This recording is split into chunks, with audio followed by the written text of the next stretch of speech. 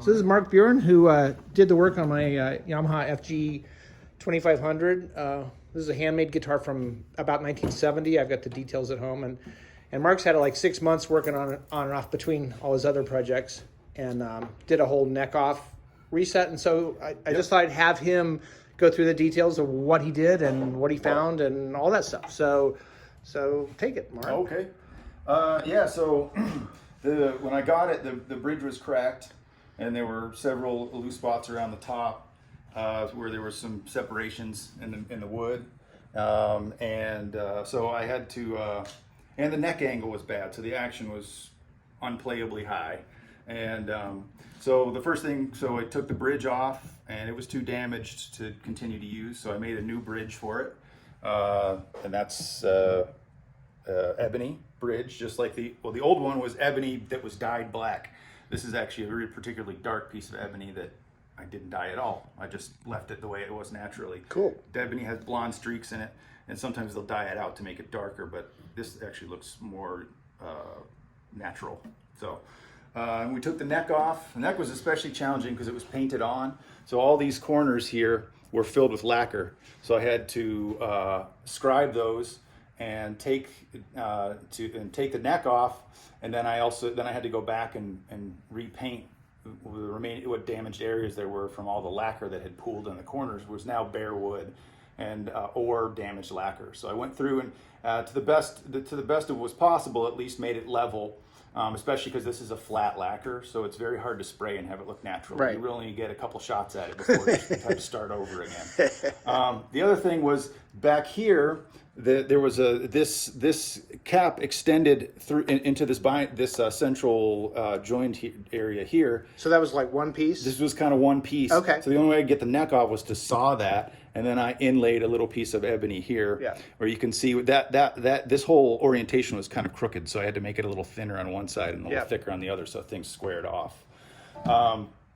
The only problem I really ran into was that this guitar is designed kind of oddly. The block is very thick. It's a super deep guitar, but the actual dovetail portion, the male side of the dovetail only came to about here. So there was this very long extended piece, which was a weak spot in the heel, and that's when I said I was about to put the neck on, and I found a crack that I needed to address.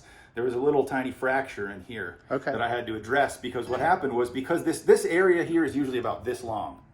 In this case, it's like a full inch long. Oh, I see. And so it's very delicate, and the process of setting a neck is not necessarily a delicate process. So I'm not sure if that was already there or if it's kind of happened in the process, but I went in through and glued that, sprayed lacquer on it to cover up the crack. Cool. And then as far as this top, the reason it's fractures is because they were definitely experimenting with this one, because they were probably trying around to play with some like pre-war specs or something. There are large spans in here of kind of unsecured areas, which is why this crack was so problematic. This was the only one I wasn't really particularly happy with, because I'd like them to be invisible, but there was nothing that could be done here, because the bridge wanted to pull it one way, the braces wanted to pull it the other way, and it just, once the bridge went on, it just wouldn't sit totally flat. So I did a little bit of leveling here and hit it with a buffer, which is not a preferred thing to do because it kind of draws cracks out, but it was really the only way to do it and have it look decent.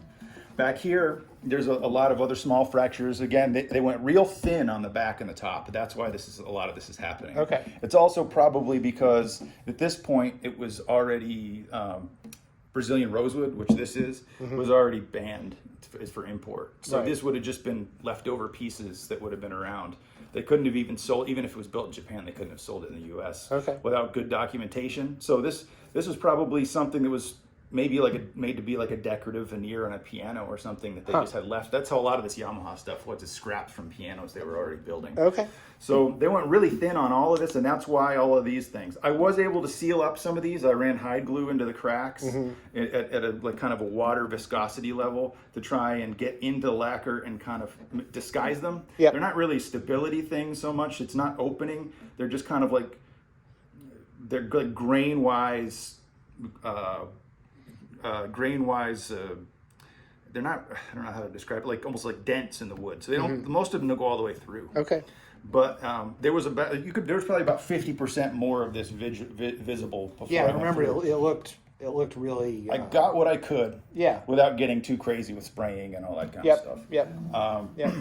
And then you had some binding that was coming loose, and I glued that back down. Okay. Refretted it. So these are all new frets that I put in. Let's see if there's anything else I'm forgetting. Of course, in the process, the new saddle location, this bridge is set back a little far. I oversized it a little bit to give us some more material in the front, but in order to have the saddle in the right place, we had to be pretty close to the front edge. I see. And in order for the neck, everything to settle in with the way this thing was constructed, the neck really had to be cocked back a little further than normal. So this saddle's a little on the tall side, but over time, you know, it'll go down as you have to do setups over the years. Yeah, on it. yeah, But yeah. it's completely stable. Okay. But it is generally taller. Though I do think that I really like how this sounded. I generally set saddles lower now than I used to when I was younger on acoustics, because when they're overly tall, it can pull out some kind of trashy elements in the tone. But it really makes this thing project like crazy. So I'm starting to think on 12 strings, I might actually start setting them a little taller. Okay. Not that tall necessarily, but this one was kind of an exception just because there were some weird things about the construction of it. Yeah.